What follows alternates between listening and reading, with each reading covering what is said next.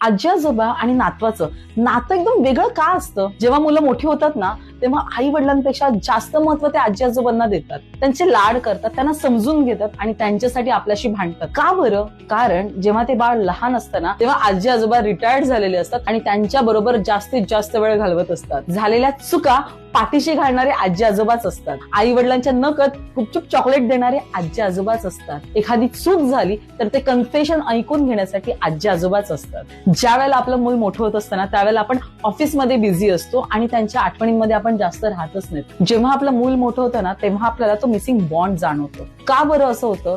तर त्याचं कारण असं आहे की जेव्हा आजच्या रगाड्यामध्ये आपण खूप बिझी आहोत आणि आपल्या ऍबसेंटमध्ये जेव्हा आपले सासू सासरे आपल्या मुलांना सांभाळत असतात ना, त्यानंतर आठवड्यातून थोडासा वेळ तुम्ही तुमच्या मुलांबरोबर त्यांच्या मनाप्रमाणे घालवणं फार गरजेचं आहे. आणि जेव्हा तुम्ही त्यांच्या मनाप्रमाणे त्यांच्याबरोबर वेळ घालवणार ना, मग बघा ती मुलं मोठी झाल्यानंतर, वयात आल्यानंतर तुमचं आणि त्यांचं बॉन्ड सुद्धा खूप स्ट्रॉंग असणार आहे. माझ्या मुलाबरोबर त्याच्या मनाप्रमाणे वेळ घालवणं म्हणजे काय माहितीये का, की त्याचा फेवरेट मूवी लॅपटॉपवर बघणं. आज मी ते करणार आहे. तुम्ही काय डिसाईड करताय?